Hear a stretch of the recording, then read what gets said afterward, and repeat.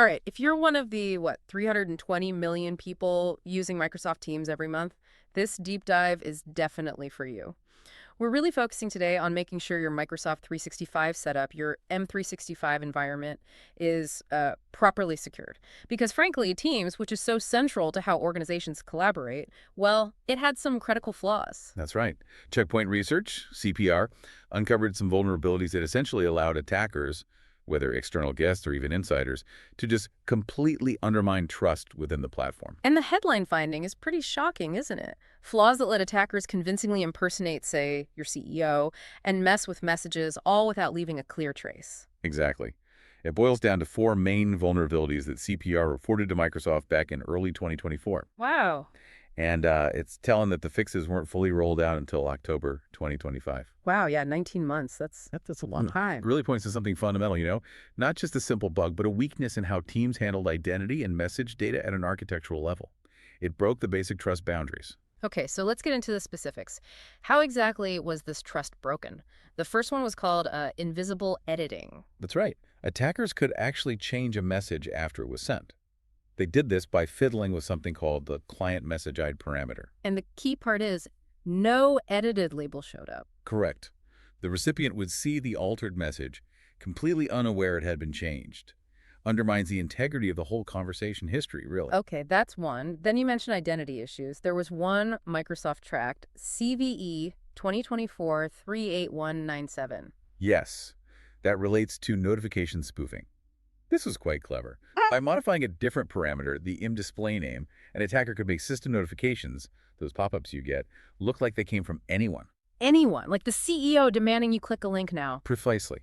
It leverages that visual trust. You see the CEO's name, you react. It bypasses that critical thinking step. Nasty. And it didn't stop there, right? Private chats were also vulnerable. Yeah, the third one was private chat deception. Here, an attacker could change the topic of a private chat using a specific type of request, a PUT request.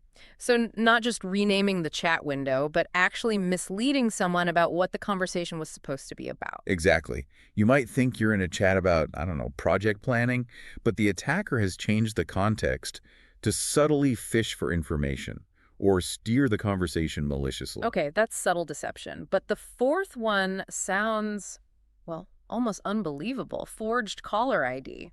This one was particularly striking. When initiating a video or audio call, the attacker could manipulate the display name in the technical data, the JSON payload, meaning the name that pops up on the recipient's screen showing who's calling could be completely faked. You could get a video call, see CEO on the screen, but it's actually the attacker. Whoa. Okay, let's just pause there.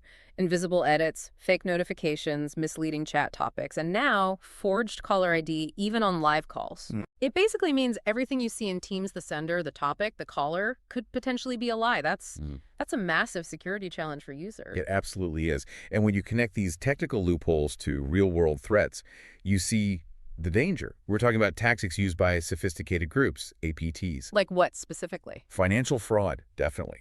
Using that faked executive authority to approve bogus transfers, delivering malware through manipulated messages or links, harvesting login credentials, classic social engineering, but amplified by the trusted interface. So given that these weren't, super complex 0 days, but exploited basic parameters, and APTs use these kinds of tricks, the question really becomes, how do you operate safely in M365? Relying just on Microsoft's patches seems insufficient. It is. The platform fixes are crucial, baseline security, but organizations need layers on top. Implementing things like zero trust access controls is important, yes. But those often focus on scanning files, checking links, right, Yeah. to advanced threat prevention stuff. Exactly. Necessary, but they don't really address this kind of identity fraud effectively. Yeah. If the system thinks the message or call is from the CEO, those checks might pass it through. So if the tech controls have limits here, it really comes down to the human element, the user. Precisely. It puts the onus back on critical thinking and, crucially, verification protocols.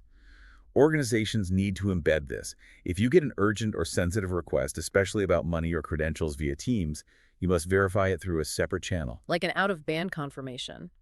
A quick phone call on a known number, maybe? Or a different messaging app? Absolutely. Something completely independent of Teams to confirm the person in the request are legitimate.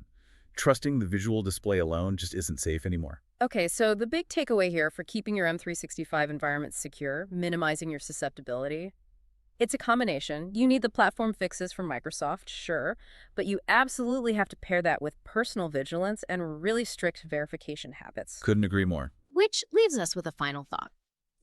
If an attacker can look exactly like your CEO on a video call or in that urgent chat notification, think about your own daily workflow. How many critical business actions rely purely on trusting what you see on that screen? And where, specifically, do you need to build in that mandatory second check, that out-of-band verification?